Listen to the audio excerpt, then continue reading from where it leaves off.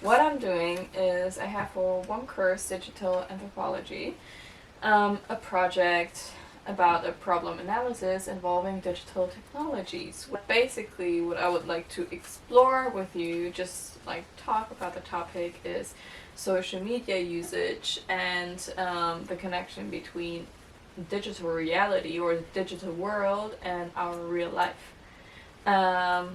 It makes more sense throughout the conversation. I want to like kind of see where it goes, what you think about it, what you come up with. So yeah, I would love to make it more conversational. So just, yeah, don't feel like this is an interview. I'll just give some input, give some questions, but it's more like to kind of guide you into what I'm thinking. Maybe you'll get a podcast that's longer than 5 minutes.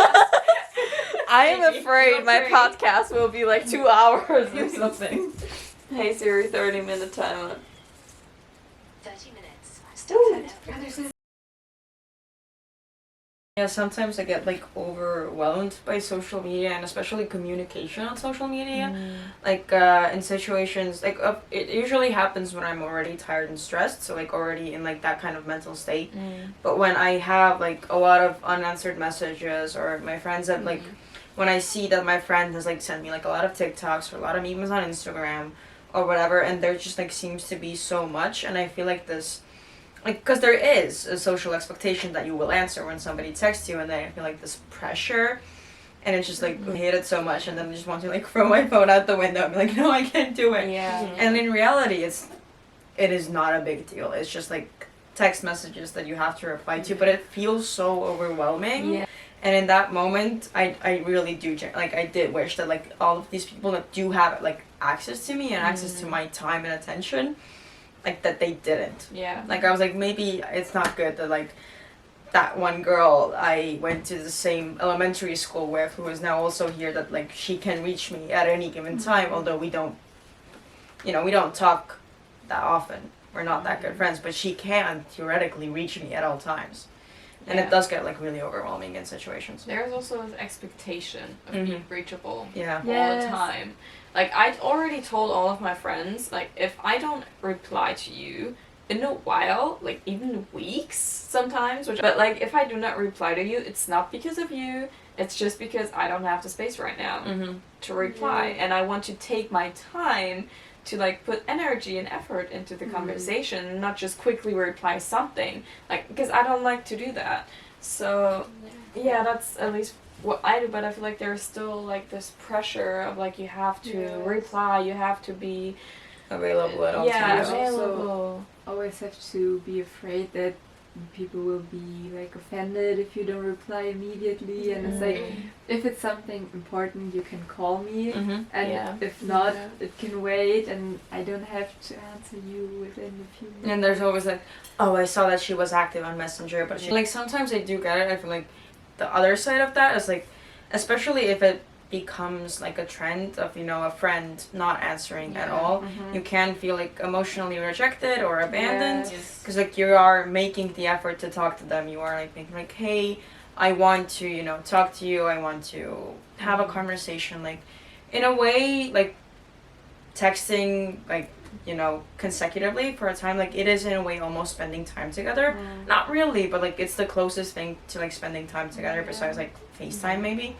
And if you're like continuously making an effort, but the other person just like isn't taking the time and like over like a longer period of time, then it can, like, it is a sign of showing like I don't care that much, or like I'm not that interested in talking with you.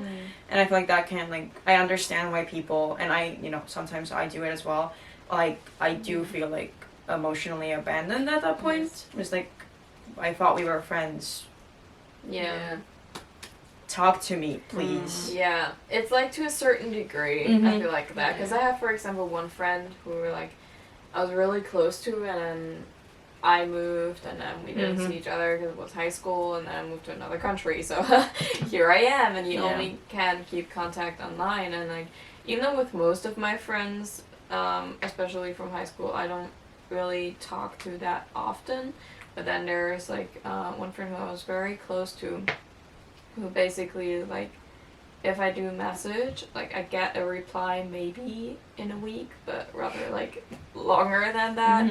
And like it's fine because it takes me sometimes time as well, but then sometimes there doesn't come a reply, or then that person starts a conversation, but when I reply, like there's no reaction to that. Or like a reaction like a week later or more, and I'm like, well, it's not recent anymore. Like if you are interested, then you know, I feel like if you start a conversation, you can like keep it going for, and it's fine for like months even, where I'm like, okay, we don't need to talk for a few months, but then if you do reach out to me, then I feel like it should at least feel sincere. Go somewhere. Yes. Yeah, and like then I feel like I'm not sure if I should put the energy back then.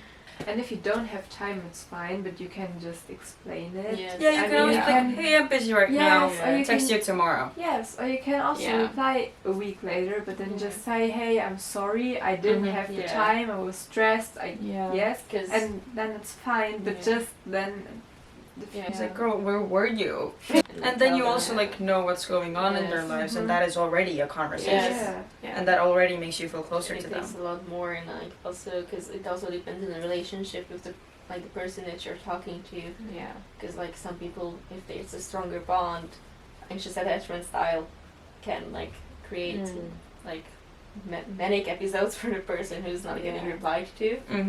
And it's just like very, like at least it's nice to give like, it wasn't you, I'm busy, just let them know, because it also doesn't take long to like write a message like I'm busy. Just And like, with like giving children access to social media and technology in general earlier and earlier, we don't know what that's gonna like do to them, like development wise, if they like, you know, like attention span, but like the way that their brain develops, you know, how like getting on social media and like, for example, like sexualizing yourself at the ripe age of like 12, like how that's gonna affect them like later down in life. And like we don't know what's gonna happen because social media hasn't been around for that long for us to like have done any research on it. So it's really just like this big black hole. Not only like the amount of like sexual content, but also like content about like fascist content specifically. Like, you know, it's like so easy for younger kids to like kind of like go down that pipeline. I feel like for boys especially to just become like genuinely radicalized on social media, on like Reddit and 4chan and TikTok, and it goes so quickly. Especially if you don't understand how the algorithm works and everything, and then you start with like one or two videos, and then you just get shown everything from that. Like the echo chamber is terrifying. Yeah, and you don't get anything else, and you just have this and so much of it, and then I think it's not only like dangerous in the sense of actual like dangers, but also the fact that like, as you said, like they don't have a childhood, and like how do they develop and stuff like that, but then also like basically the whole internet tells them what versions of people there are. Like we are put into categories online.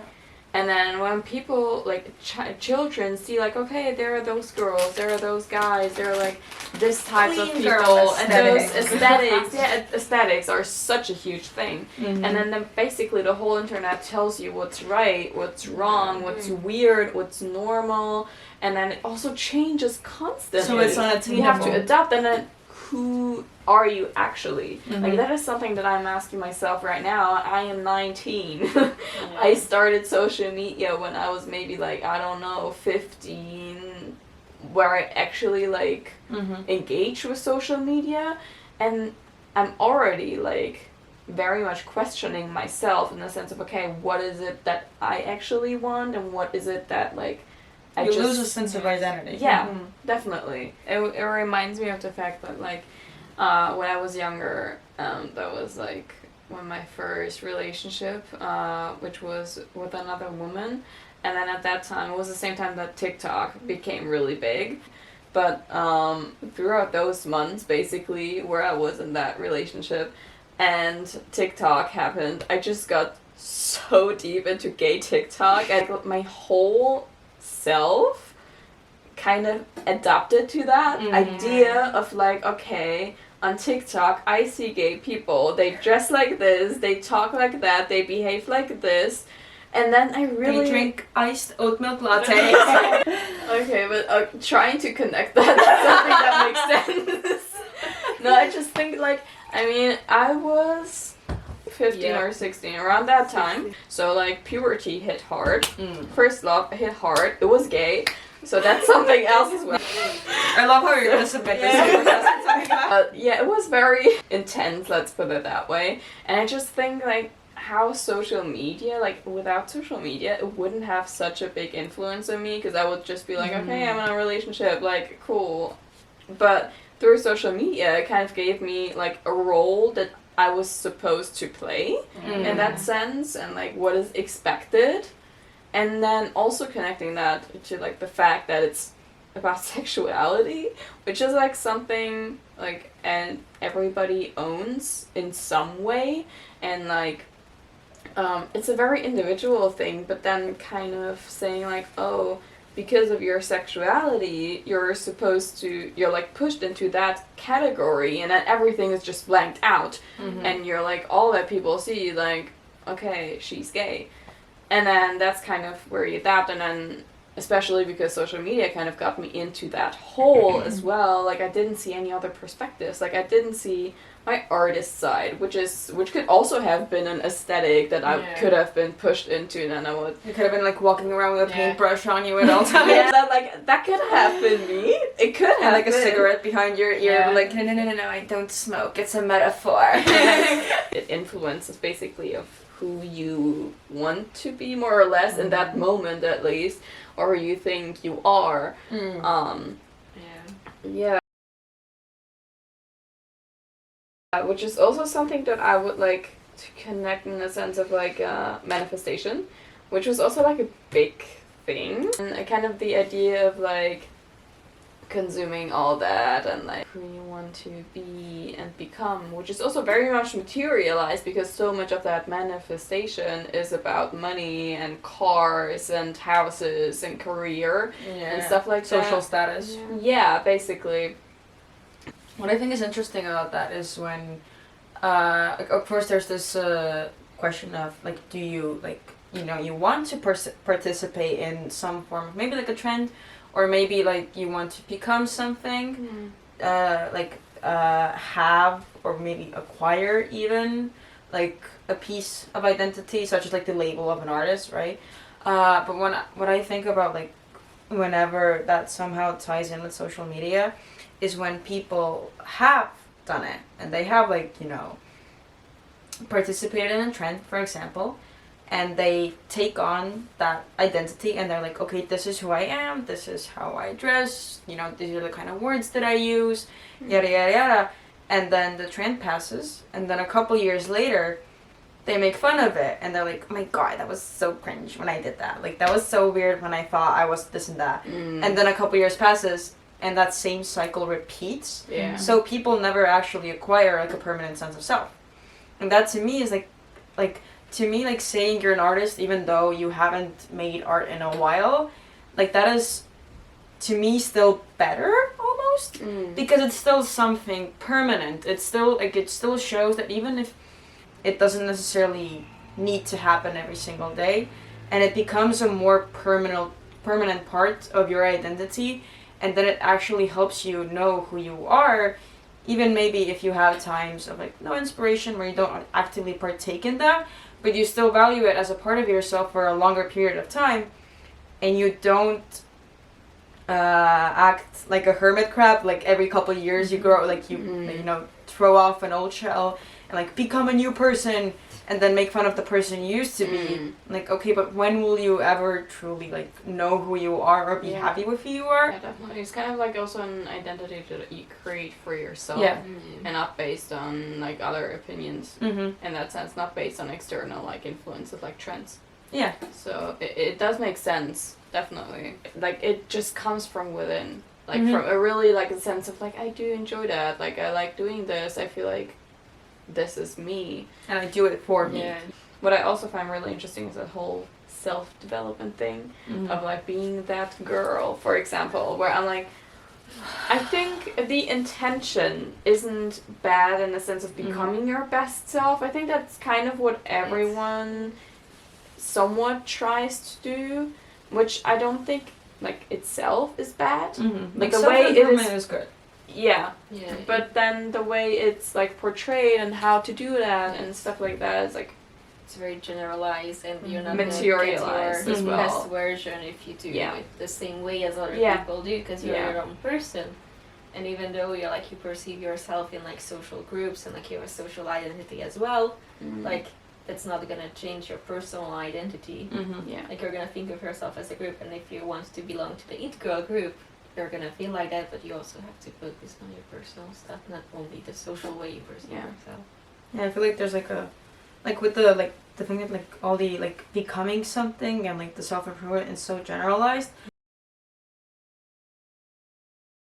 Definitely, and then there are also like those kind of also influencers who like give you an idea of lifestyles on aesthetics and kind of mindsets, beliefs, values, everything.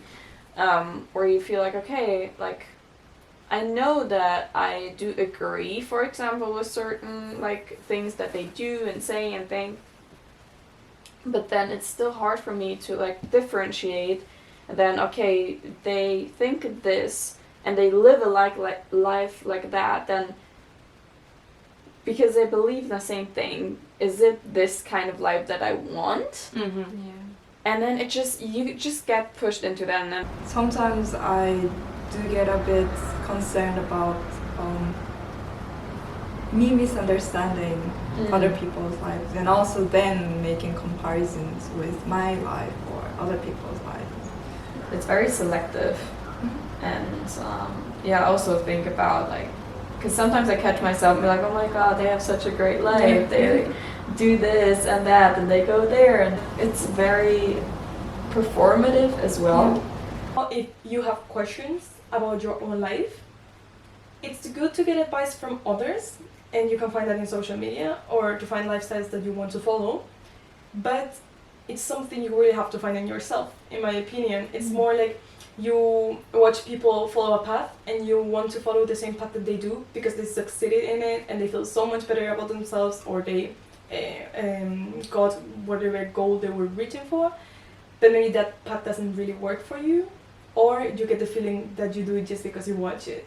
Like when you see all this on social media and you see like the people, and then you just see their life now and you think, oh wow, it looks really good and they're so happy with it, and then maybe you start thinking, okay, if I do the exact same thing and if I get to that point, I will be happy as well.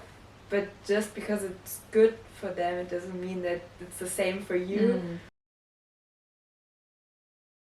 What I'm also interested in is like kind of the connection between like all that inspiration that you get, or like content about how people live their lives, how you should do it, and what you should want, and that kind of stuff.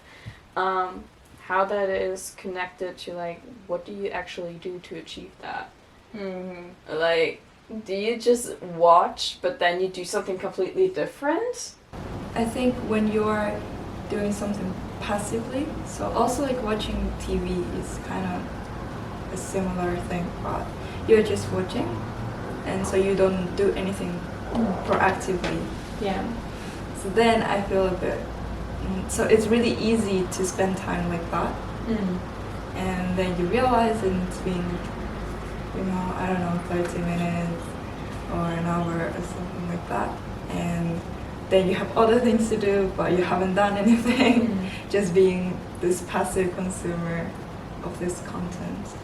Somewhat have a good feeling that you're contributing to something while you are not actually doing anything. You're just consuming. So see there's like this trend going on right now where artists kind of show with this audio like me having motivation to draw, going on Pinterest looking for reference and inspiration, and then they scroll and scroll and then they stay there. I mean, I feel like social media, it's a bit like eating habits. So it's very easily like to binge it and then feel so guilty about it, and then you get into this toxic dynamic. So I mean, if you are this kind of person, or if you have trained yourself to be the kind of person that can use social media healthily because there are more things in social media I don't think that are healthy besides the time. And I feel like if you're able to manage it and still like practice other hobbies and like not just reduce your free time to it, I think it's okay. But like for example for me, I tend to binge it a lot, especially when I'm not really okay. Then it becomes a lot more present. But I feel like another thing with social media is just like the push towards consumerism. Like everything is trying to sell you something. There is not a single, like there's not a single like video you can watch without like it basically being an ad or like you being a product. And, like that is like ties into these like aesthetics as well. Like the thing that I hate the most, like the it girl. Oh. And it's always like, oh, the it girl has these headphones. The it girl has like this lip balm.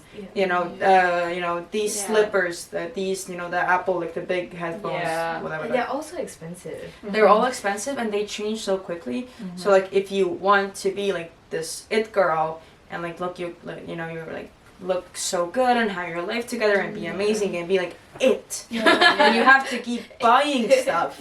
Yeah, like, it's consumer. Yeah, and it's just like you're that just is not a consumer and everything. And I feel like that is not something that we should be perpetuating. And there was this like trend of like they call it like the de-influencing trend or something. But I feel like that it started out as something like, okay, like, you know, trying to cut back on like just this like mindless consumerism and buying things for the sake of buying them, or to like, you know, fill this like hole inside yourself or like to improve yourself and like yada yada yada. But like that in and of itself so quickly, like in a matter of maybe like a week or two on my feed, like actual de-influencing videos just turned into ads. It turns into like, don't buy this, buy that. And it took like a week, like so quickly. Yeah, I mean, our whole worlds are kind of made of things that we consume or content that we consume, and then obviously they're trying to tell you need this or that to become that person. To be happy. Yeah, I mean, that's also like a huge thing of like, you can only be happy when you reach this or that, and then like... But I feel like what comes with that also on social media is that there is no nuance ever. Everything on social media is so like black and white. That takes things to extremes very quickly, and I feel like social media should be about like discussion and creating these spaces for discussion, and but it very quickly like it just turns into like choosing sides, and like some, of course there are some, you know, things that are like things that you just like where you personally are like, okay, I am for this 100%. Like I don't know, like I believe that all people should have like an access to human rights, and I don't want to discuss that. I just believe that to be true. But there are so many like discussions where there should be nuance, but there isn't, and you get labeled so quickly as one or the other and like pushed to like a group. That's stereotyping and categorizing and just putting people into groups automatically, and then to a very extreme degree. Also like all this canceling, and sometimes you have to be afraid to say something because you have to be afraid of being cancelled, and if you say one wrong thing then it's automatically, oh, you're a bad person. And it's always like those people that actually do something wrong but don't get held accountable, but then it's like small time creators who don't have that much power, and they make one mistake and it's over, and there is no nuance. You can't say like, oh, Kanye West has said a lot of insanely anti-Semitic things, but it is like, you cannot deny the fact that he has had an amazing music career. He has affected like the rap game, but we also have to look at the fact that like, you know, add nuance. Like it's not like he's either like, you know, God or he's the devil. Like we can have both good and bad sides.